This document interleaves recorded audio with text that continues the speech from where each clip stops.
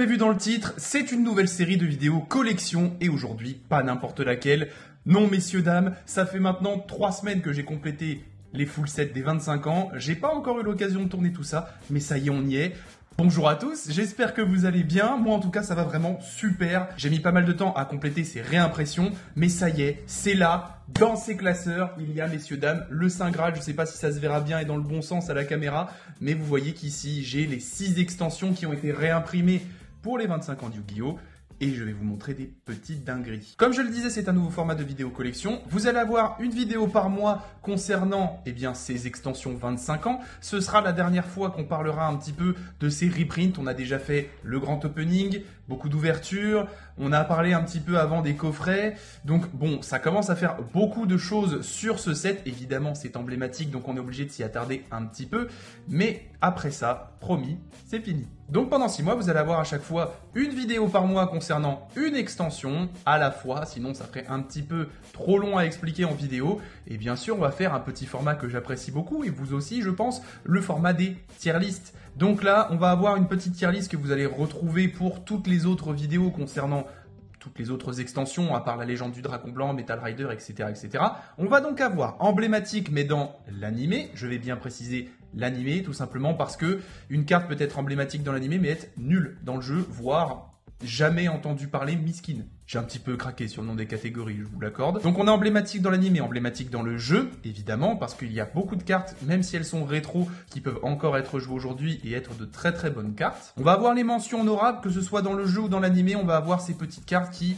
Elles sont pas incroyables, mais elles nous ont fait rêver, elles nous ont fait avoir un petit moment de nostalgie quand on les a revues. Donc forcément, elles vont avoir leur petite catégorie. On va voir les cartes oubliables qu'on a vues, entendu parler, qui ont peut-être été un peu jouées, mais qui sont pas forcément ouf. Et on va voir les cartes, dont on n'a jamais entendu parler.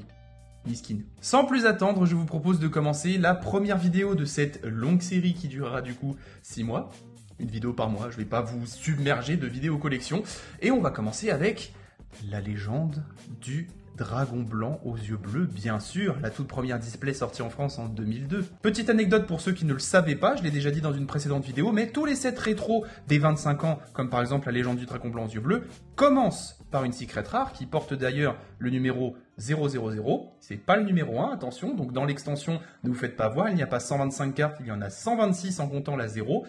Et elle va aussi se terminer par une secret rare. C'est-à-dire qu'à l'époque, on avait seulement 2 secrets rares qui commençaient et terminaient le set. Moins de blabla, plus de présentation. On commence avec le dragon à 3 cornes. Je vous avoue que vu qu'il y a beaucoup de cartes, on va essayer d'aller un peu vite, mais quand même de s'attarder.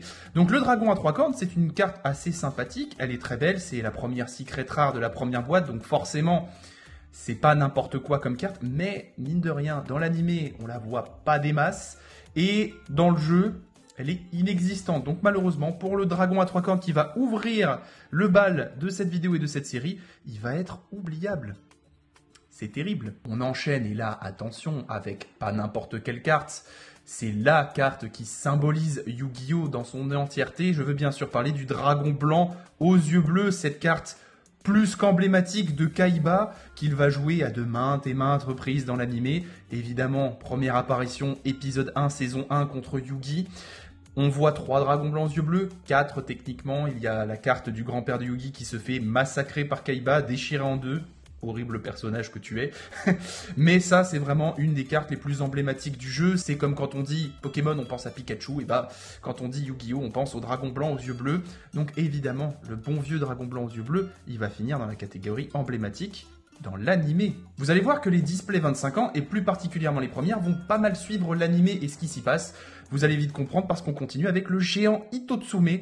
Alors cette carte, elle est un petit peu particulière. Je vais la mettre dans mention honorable et je vais tout de suite vous expliquer pourquoi. Je la glisse dans cette petite catégorie. Cette carte, c'est la toute première carte jouée par Kaiba dans l'animé, dans l'épisode 1 contre Yugi. C'est vraiment la première carte qu'il pose et qu'il joue sur son board. Un monstre normal, basique, avec 1200 points d'attaque, 1000 points de défense. Pas forcément foufou, mais du coup, qui est quand même en soi un peu emblématique, même si c'est une carte pas folle. Du coup, on va la mettre entre deux, et pour moi, je trouve que la mention honorable lui correspond bien. Et là, on va enchaîner avec du lourd, parce qu'on va s'attaquer au Spadassin des flammes. Et le spadassin des flammes, je pense qu'il n'y aura pas beaucoup de débat, hein. Alors déjà, c'est un des monstres les plus stylés, je pense, des premiers épisodes de Yu-Gi-Oh! Carte emblématique de Joey Wheeler, qui va sortir à de nombreuses reprises dans l'animé, même assez tard, jusque dans les dernières saisons, il va jouer cette carte, avec des versions différentes et des effets un peu modifiés au bout d'un moment, mais cette carte, elle claque, elle est magnifique. On nous la sert en plus en super rare dans ce set, ce qui lui donne un petit flow supplémentaire, on va pas se mentir. Donc le spadassin des flammes, beaucoup d'entre vous, je pense, seront d'accord avec moi pour dire qu'elle est emblématique dans l'animé. On va enchaîner avec le crâne serviteur. Et oui, cette carte qui a le droit à son propre deck, à des déclinaisons infinies, des petits squelettes qui le composent, était dans la toute première extension de Yu-Gi-Oh! Et clairement, cette carte, je pense que nombreux d'entre vous seront encore une fois d'accord avec moi pour dire qu'elle a quand même marqué le jeu à sa façon. Le deck est toujours aussi drôle, c'est un deck OTK où on va vraiment se faire détruire par des petits squelettes qui payent pas de mine. Il y a même des squelettes récemment qui sont sortis, qui sont en train de se faire un petit barbecue. Je vous mettrai une capture d'écran juste ici. C'est très très drôle, moi ça m'avait beaucoup fait marrer à l'époque. Donc le crâne serviteur pour moi c'est une mention honorable. Dans l'animé il est un peu discret, mais dans le jeu vraiment ça reste une carte un peu good vibes, un peu qui nous rappelle de bons souvenirs. C'est un deck qui nous fait passer des bons moments, qui nous fait rire. Donc pour moi il est dans cette catégorie. On enchaîne avec le magicien sombre. Et là, c'est pareil, je pense qu'on va pas déblatérer une tonne de choses sur cette carte, mais c'est une carte forcément énormément emblématique. Elle a marqué l'animé, elle a marqué un peu le jeu. Le deck magicien sombre est quand même assez cool à jouer. Bon, c'est pas un deck méta forcément, mais c'est vraiment un deck très très cool à crafter, à tester. Moi j'ai beaucoup aimé, ça faisait partie des premiers decks que j'ai joué. On va pas se mentir, cette carte est beaucoup plus emblématique dans l'animé que dans le jeu. Dans l'animé, encore une fois, c'est épisode 1, saison 1, Yugi versus Kaiba. Il nous la sort pour détruire le juge de Kaiba, un des monstres les plus puissants qu'il a dans son deck avec 2200 points d'attaque. Yugi réenchérit avec le magicien sombre, attaque de magie noire et évidemment, ça détruit tout, c'est trop classe. Et moi, j'adore cette carte, vraiment, ça fait partie de mes cartes préférées, forcément, en grand amateur de l'animé que je suis. Donc, beaucoup d'entre vous seront d'accord aussi, je pense, pour dire que c'est emblématique dans l'animé, étant la carte maîtresse de Yugi, le personnage principal, en plus. On continue le festival des ultra rares, parce qu'après le magicien sombre, on va s'attaquer à Gaïa, le chevalier implacable, et ça, encore une fois, c'est une carte extrêmement emblématique du deck de Yugi. Cette carte, moi, elle m'a beaucoup marqué. C'est la première carte assez puissante qu'invoque Yugi dans l'épisode 1, saison 1, encore, je sais, contre Kaiba. Il va réussir à gérer du coup le Sagi, le bouffon des ténèbres de Kaiba, boosté par une carte magie de mémoire qui était un peu vénère. Et Yugi réussit donc à sortir Gaïa, à faire une belle attaque en spirale. Je me rappelle encore de l'animation, des petits tourbillons autour de ces espèces de lances rouges là. Et voilà, c'était assez cool, assez classe. Donc Gaïa, le chevalier implacable, bien sûr qu'on va le mettre dans emblématique dans l'animé. On va enchaîner, on va pas s'attarder. Et tout de suite, ça va être le gardien celte de Yugi. Bien sûr, une des cartes, encore une fois, les plus emblématiques de son deck, qu'il va sortir beaucoup pendant la saison 1 de l'animé. Il y a beaucoup de duels où elle va apparaître. Cette fois-ci, ce n'est pas une carte qui va apparaître dans l'épisode 1, mais l'épisode 2. Allez, on avance. Contre Maximilien Pegasus, lorsqu'il est dans la télé, à cause d'un enregistrement sur une cassette, il va faire un duel contre Maximilien Pegasus. Voilà, on voit cette carte pour la première fois à ce moment-là. Qu'est-ce qu'on va mettre? Vous vous doutez bien que le gardien celte, c'est emblématique dans l'animé, évidemment. On va enchaîner avec l'insecte élémentaire. Alors l'insecte élémentaire, je vais peut-être vous étonner, c'est une commune qui paye pas de mine, mais mine de rien, cet insecte fait partie des premières cartes invoquées par Insectoraga lorsqu'il se bat contre Yugi, en pleine forêt, encore une fois, il va faire ses petites manigances pour l'emmener dans un terrain qui lui donne un avantage, etc., etc. Donc l'insecte élémentaire, pour moi, c'est une carte avec une mention honorable. Ça fait partie des premières cartes jouées par un des premiers antagonistes de la saison 1, quand on rentre dans le vif du sujet, quand on va sur l'île des duellistes. Donc voilà, c'est mon avis. Après, dites-moi en commentaire si vous n'êtes pas d'accord, encore une fois. Derrière, on va s'enchaîner avec le cimetière de Mammouth. Cimetière de Mammouth. Et bah ça pour moi, ça va encore être une mention honorable. Je vais la glisser tout de suite et je vais vous expliquer tout de suite pourquoi.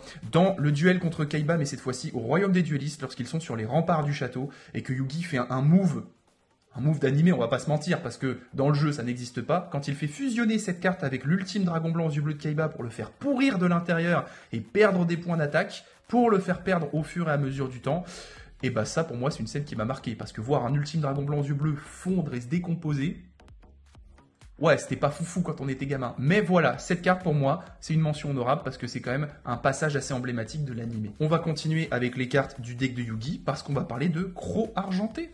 Et Croc Argenté, pour moi, je vais tout de suite la glisser dans mention honorable. Tout simplement parce que cette carte, pendant son duel contre Mako Tsunami, Yugi va l'utiliser en complément avec le soldat géant de pierre et une magie d'équipement, une espèce de lune. Et le soldat géant de pierre va éclater la lune en 1000 morceaux. Ils vont tomber dans la mer, qui est en fait la carte magie de terrain Umi, et ça va faire tout un effet avec les morceaux de lune qui agissent sur la marée, tout ça, tout ça. Ça, pour moi, c'est une mention honorable à cause de la scène de cet animé. Derrière, on va avoir Anthracite, va ouvrir le bal d'une catégorie un peu particulière de cette vidéo. Je pense qu'on sera nombreux à dire que jamais entendu parler Miskin. Honnêtement, qui dans le jeu va jouer un monstre normal qui a 800, 900, et qui dans l'animé aussi a vu cette carte? Peut-être, mais alors vraiment, je m'en souviens pas, donc c'est comme si j'en avais jamais entendu parler. On va enchaîner avec des cartes comme ça un peu oubliables, comme le Jugement du Cauchemar, même punition, hein, on va pas se mentir. Jamais entendu parler. Après, ça va être encore une fois terrible parce que Nemuriko, c'est mignon en soi. Une espèce de petite bébé elfe qui suce son pouce. Bon, le truc là autour, je vous avoue, c'est un peu cringe, mais jamais entendu parler encore. Hein. La 13e tombe qui a des vibes un peu de crâne serviteur mais qui malheureusement n'est pas aussi marquante que lui. Donc, pour le coup, je suis désolé, mais jamais entendu parler non plus. Là, vous allez voir que ça va commencer à aller un tout petit peu plus vite. Hein. On va enchaîner encore une fois avec Chérubin, le chevalier de feu. C'est pareil, excusez-moi, mais une fusion entre un œuf de monstre et une Aminotama, qui sont déjà deux cartes pas ouf, pour nous donner une carte fusion qui, je crois, est la plus claquée du jeu. Voilà. La rubrique va continuer à grossir avec malheureusement le manipulateur de flammes. Encore une fois, c'est pas un des monstres les plus marquants du jeu, voire même pas du tout marquant parce que jamais entendu parler. On va enchaîner avec l'œuf de monstre, le fameux monstre qui va constituer le chérubin qu'on vient juste de passer.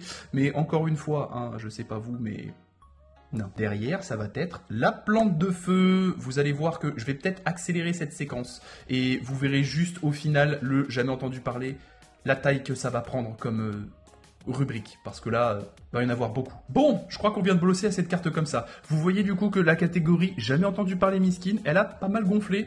Bon, très honnêtement, hein, il y a des choses qui sont peut-être rediscutables pour certains, du genre Aminotama qui donne son nom à une carte magie de Burn bien connue, mais très sincèrement, ces cartes, elles sont pas folles. Mais cette fois-ci, ça y est, on va avoir enfin une carte qu'on a un petit peu à nouveau entendu parler et qui va changer de catégorie. Cette carte, certains la reconnaîtront peut-être, c'est Masaki, le spadassin légendaire, qui est une carte jouée pour la première fois par Joey dans son tout premier duel du royaume des duellistes contre My Valentine. Donc on va faire difficilement plus mémorable. Cette carte est une des premières qu'il joue sur son terrain.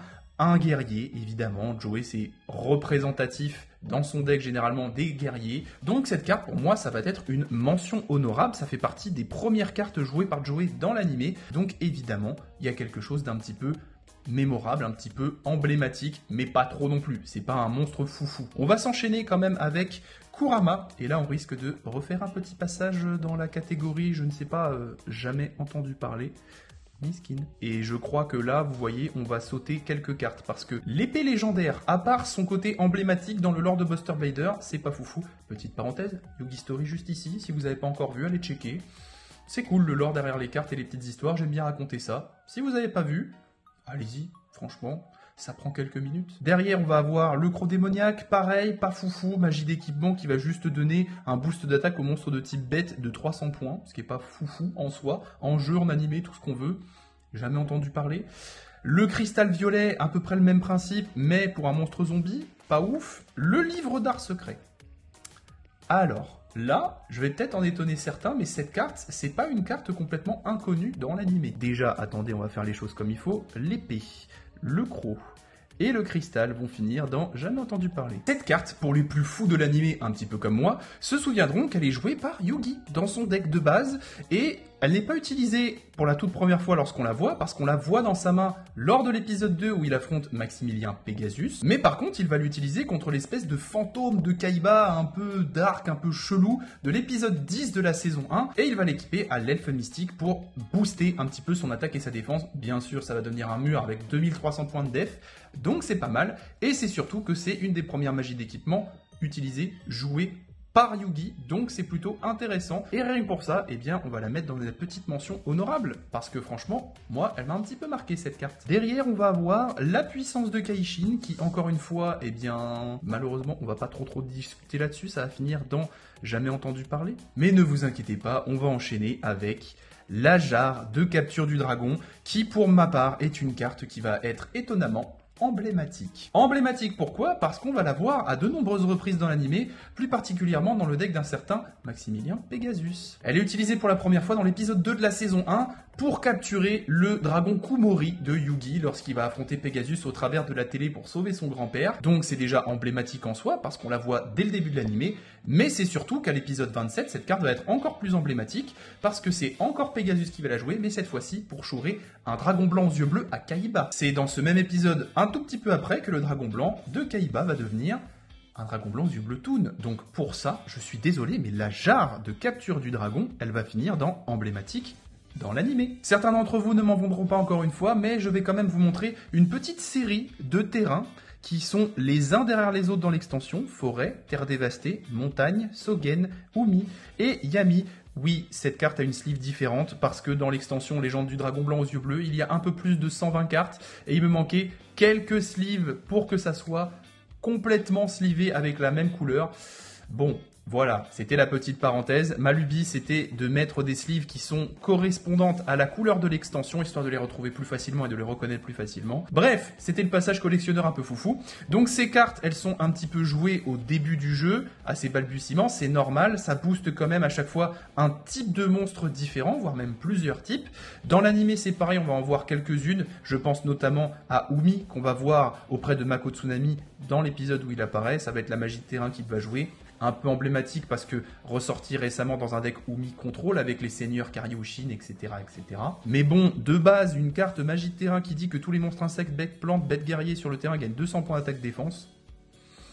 C'est pas forcément très emblématique ou mémorable, donc rien que pour ça, je suis désolé, mais ces 5 terrains vont tous, hop là, finir dans Jamais entendu parler Miskin, et on va s'enchaîner avec des cartes qui sont un peu plus marquantes. Vous commencez à les voir arriver, mais je vais vous les montrer en vrai, c'est mieux. On va peut-être inaugurer une nouvelle catégorie avec Trou Noir, bien évidemment. Trou Noir, une des cartes les plus marquantes du jeu, et surtout une des cartes les plus fortes dans cette première extension, ne va pas se mentir. Détruisez tous les monstres sur le terrain, évidemment ça vaut aussi pour vos monstres, mais si vous la jouez avant d'avoir un board, et bah ça reste assez fort pour gérer les ressources en face de l'adversaire. C'est la seule carte capable de détruire les gros monstres de l'époque, donc Trou Noir va évidemment marquer le jeu de manière très importante, et rien que pour ça, évidemment, elle va finir dans emblématique dans le jeu. Elle est encore jouée aujourd'hui, et rien que ça, ça suffit pour dire qu'elle est emblématique. On va enchaîner avec sa petite sœur, mine de rien, qui est encore mieux, Raigeki. Raigeki, ça c'est pareil, on la voit beaucoup dans l'animé, mais aussi dans le jeu, elle est encore jouée aujourd'hui. Il n'y a pas très longtemps, en plus, elle a été débannie et elle est à nouveau passée à 3 exemplaires. Donc cette carte a vraiment marqué énormément le jeu, beaucoup plus fort que Trou Noir, parce que cette fois-ci, on ne détruit les monstres que du côté de l'adversaire, et donc ça, forcément, on va garder nos ressources. En échange, on va cleaner en face, ça peut permettre d'OTK. C'est très fort, c'est très cool, c'est encore joué. Donc bien évidemment, ça va finir dans la rubrique emblématique dans le jeu. Ça commence à être un tout petit peu galère de circuler, mais vous avez compris que pour le moment, on va pas avoir entendu parler de beaucoup de cartes dans ces extensions, mais il y a des trucs qui sont quand même un petit peu marquants. On va encore enchaîner quelques cartes malheureusement. Le médicament rouge comme Étincelle ou comme Inotama, bien qu'elles ont été un tout petit peu jouées pour leurs effets de gain ou de perte de points de vie, n'ont pas vraiment marqué le jeu ou l'animé, donc vous vous doutez bien qu'on va tout de suite mettre ces 3 cartes dans la catégorie Jamais entendu parler. On va enchaîner avec une carte qui est un petit peu particulière, ça va être Fissure. Fissure, on va la voir un tout petit peu dans l'animé, mais pas des masses, dans 2-3 épisodes, et en plus assez tardivement, saison 3-4 de l'animé. Donc bon, c'est surtout une carte dans la première extension, Légende du Dragon Blanc, qui va être pas mal jouée dans le jeu, surtout au début, parce qu'on va pas se mentir que détruire le monstre face recto contrôlé par l'adversaire avec la plus faible attaque, et bah c'est quand même pas mal fort, surtout qu'à l'époque on fonctionne avec des sacrifices. Donc on vient d'invoquer un gros monstre en échange des 2 qui étaient sur notre terrain, ça va être le seul présent sur le board, l'adversaire est confiant, et bim, fissure. Et là, on retourne la game avec juste une petite fissure. Donc pour les joueurs qui sont un peu de la vieille époque, je pense que vous serez d'accord pour dire que c'était une carte emblématique dans les jeux et surtout assez forte. Dans la même lignée que Fissure, on va avoir Trap. Trap qui a le droit à son propre archétype aujourd'hui, les Trap Tricks, avec beaucoup de déclinaisons, avec Trap du cauchemar, Trap Tricks, justement, la carte piège qui permet de set et chercher une autre carte. Donc ça, c'est une carte à l'époque qui va beaucoup être jouée dans le jeu. Une des rares pièges intéressantes de cette extension, et une des rares pièges tout court d'ailleurs. Donc je pense que, comme Fissure, elle va avoir le droit à sa petite mention emblématique. Hop, je me suis trompé dans le jeu, parce que, mine de rien, c'était pas mal joué à l'époque. Là, on va commencer à rentrer dans du lourd avec polymérisation, bien sûr. Une des magies normales les plus emblématiques du jeu et de l'animé. Dans l'animé, utilisé à maintes et maintes reprises pour faire l'ultime dragon blanc yeux bleus. Rien que ça, déjà, c'est déjà pas trop mal. Le spadassin des flammes de Joey. La fusion entre le squelette malfaisant, le crâne invoqué, et le dragon noir aux yeux rouges de Joey qui donne le dragon crâne noir. Cette carte est vraiment très très importante pour le jeu. C'est un des meilleurs accès à votre fusion deck à l'époque, qui s'appelle Extra Deck aujourd'hui. Cette carte est encore jouée aujourd'hui, ce qui la rend du coup très importante pour le jeu, dans les decks héros élémentaires, et ça a été joué à un moment par le deck Branded Despia. Donc tout ça fait que polymérisation va facilement aller dans emblématique dans le jeu, même si j'avoue que je me tâterais aussi à la mettre emblématique dans l'animé parce qu'on la voit énormément. On la voit aussi dans GX parce que forcément, le deck du protagoniste, Jaden, c'est un deck héros fusion. Moi, je la mets dans emblématique dans le jeu parce qu'on la voit encore aujourd'hui. Mais débattez un peu dans les commentaires et dites-moi, polymérisation, où est-ce que vous l'auriez mise? On va retomber un petit peu dans la catégorie poubelle avec piège supprimé qui est forcément une magie normale, pas folle. Donc, elle va forcément aller dans jamais entendu parler. Et ça va enchaîner avec attaque en double fourche. Donc déjà, rien que le nom n'est pas foufou, je vous avoue. L'artwork n'a rien à voir avec le nom. Vous savez que j'aime beaucoup avoir cette logique entre artwork et nom. Donc là, bon, j'essaye de meubler, je suis désolé, on va pas trop discuter plus que ça, jamais entendu parler. Mais on va finir cette première moitié d'extension avec une carte, elle, par contre, qui est marquante, l'elfe mystique, qui, pour le coup, en plus, est magnifique. Vous voyez qu'on a même le tout petit détail d'un espèce de diadème caché par ses cheveux, pas, je pense, l'attache de ce diadème-là, pour le coup. Mais cette carte est une des cartes les plus emblématiques du deck de Yugi. Déjà, c'est juste un de ses meilleurs défenseurs. 2000 points d'attaque pour un monstre invocable, normalement, c'est très fort. Elle rivalise avec le soldat géant de pierre. Donc le soldat géant de pierre, bon, c'est un énorme caillou. Ok, ce soit un défenseur. Mais cette toute petite elfe, c'est fou quand même qu'elle ait une défense aussi élevée, c'est incroyable. Donc l'elfe mystique, évidemment, je pense que vous serez tous d'accord avec moi pour dire qu'elle va aller dans la mention honorable juste parce que c'est une carte qu'on voit énormément et qui est beaucoup jouée par Yugi. Ça va rapidement finir à la poubelle ça, parce que Tion, qui est une bête ailée alors qu'il ressemble à une espèce de dragon chelou mixé avec une chauve-souris et une flûte.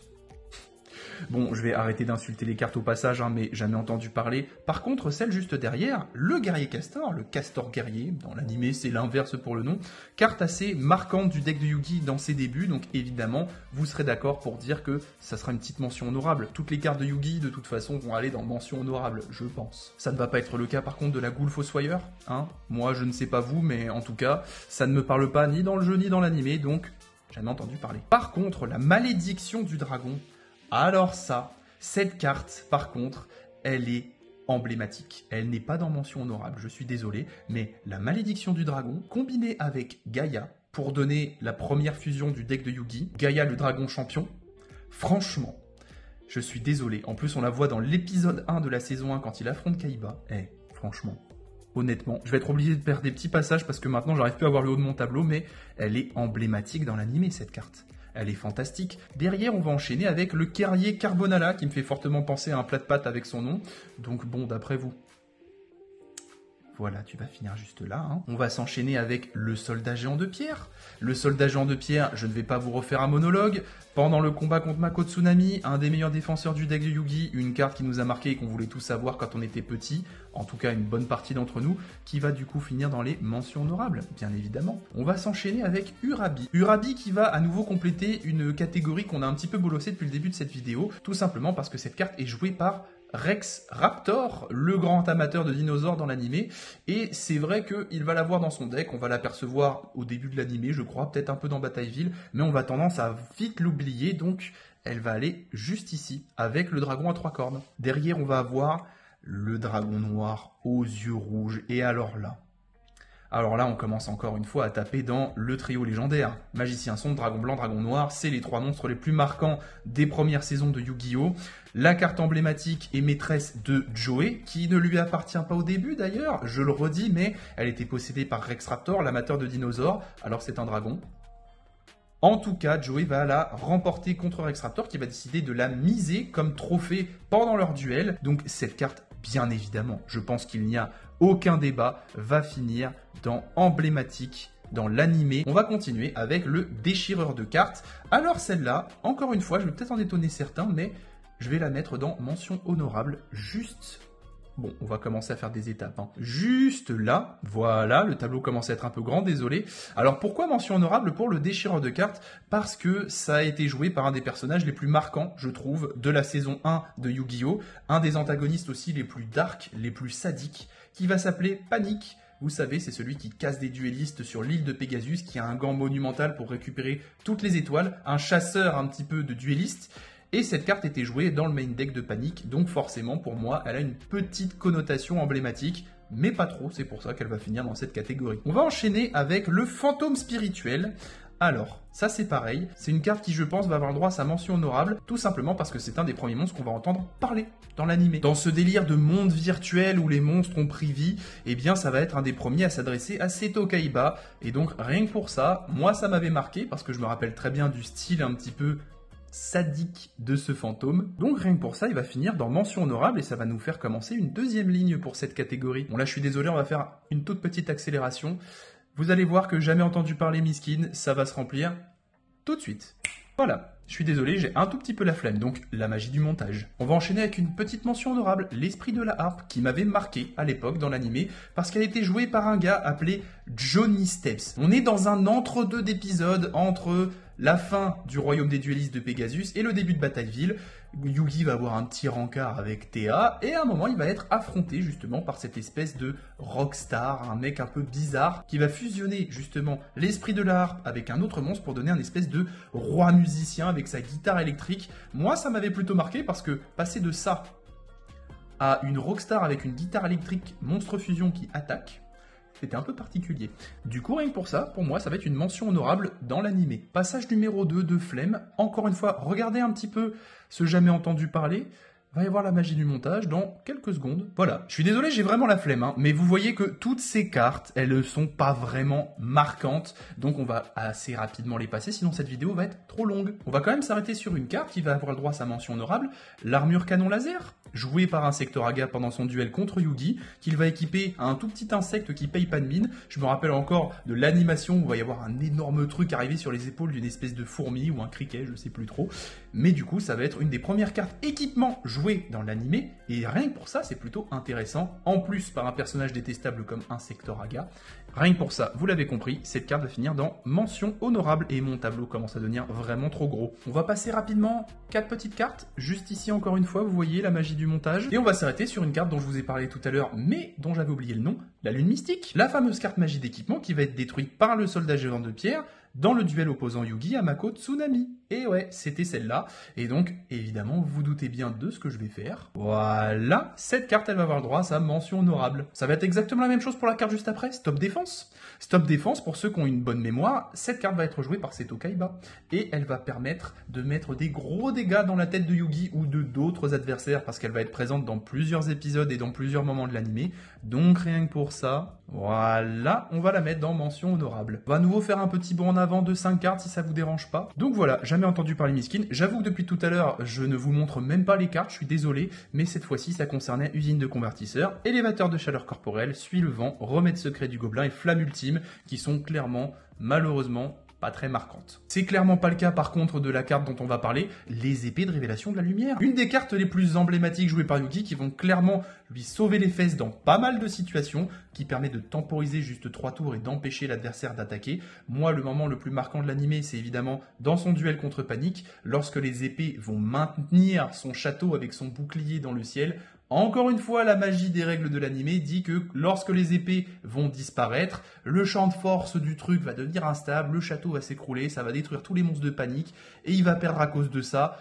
Bon, retournement de situation un peu fastoche, mais c'est pas trop comme ça qu'on joue à Yu-Gi-Oh! Mais cette carte, elle a été utilisée par de nombreux joueurs, surtout dans les débuts de Yu-Gi-Oh! Donc rien que pour ça, et encore une fois, j'ai un peu de mal à me décider entre emblématique dans l'animé ou emblématique dans le jeu, mais je dirais plutôt emblématique dans l'animé, parce qu'on va mine de rien beaucoup plus la voir dans l'animé et elle va être souvent jouée, plutôt que dans le jeu à l'époque. Je ne sais pas trop, encore une fois, dites-moi dans les commentaires si vous êtes d'accord avec ce choix. Débattez un petit peu, ça m'intéresse. Encore une fois, je suis désolé, on va passer un petit peu ces 6 cartes-là qui ne sont pas forcément hyper connues ou emblématiques. Le dragon métallique, le cidran perçant, la bête au fil tendu, l'oiseau au crâne rouge. Il y aurait presque une mention honorable parce que c'est une des cartes invocables normalement les plus fortes de l'extension à l'époque, mais bon, on s'en souvient pas vraiment en dehors de ça. Le ninja armé et le loup fleuri sont pas vraiment des cartes qu'on va se souvenir. C'est un petit peu moins le cas par contre de l'insecte mangeur d'hommes, qui va être emblématique. Oui, jusque-là, oui.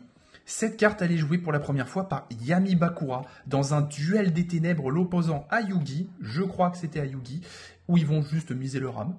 Juste ça. Et cette carte, du coup, eh bien, elle va être posée en mode défense comme ça, tranquillou bilou, et je me rappelle qu'elle va se soulever légèrement, on va avoir des espèces de yeux rouges dans l'ombre de la carte, et en fait ça va être un piège tendu par Yami Bakura. Mine de rien, c'était aussi une carte assez jouée à l'époque, parce que un tout petit insecte tout pourri qu'on met en défense pouvait gérer un dragon blanc.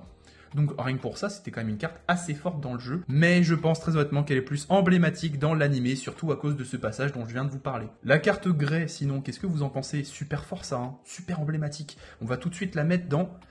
J'en ai jamais entendu parler, j'arrête de vous bait parce que vraiment c'est pas une carte folle. Ce qui n'est pas vraiment le cas de Han-Han. Han-Han qui est une carte très emblématique dans le jeu à l'époque. Encore une fois, un des rares monstres de l'extension à avoir un effet flip comme l'insecte mangeur d'hommes, qui nous dit juste renvoyer un monstre sur le terrain dans la main de son propriétaire.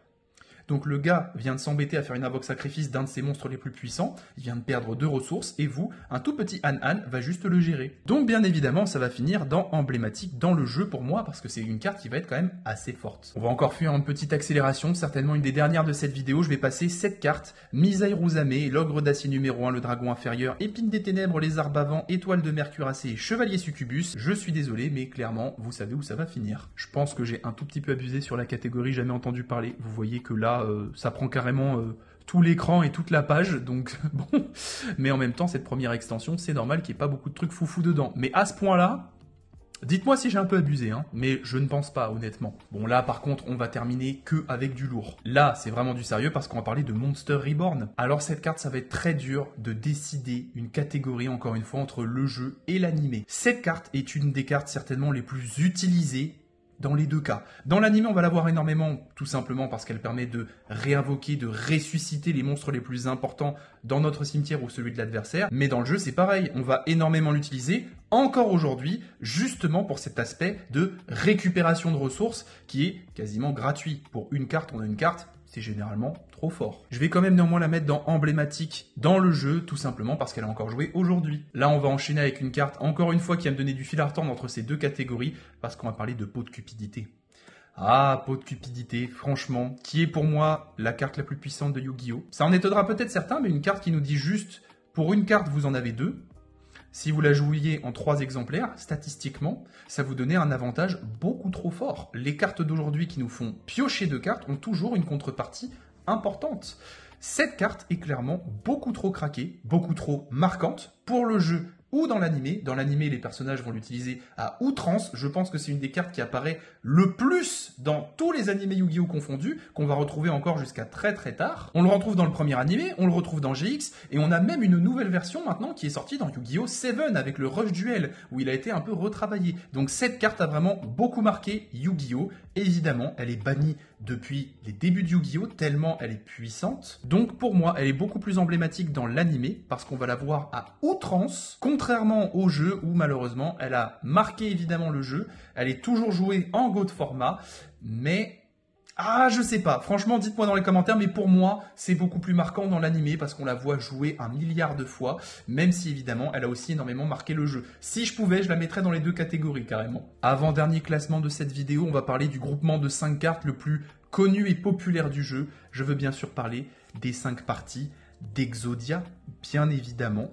les 5 parties d'Exodia, qui est une des rares conditions de victoire automatique du jeu.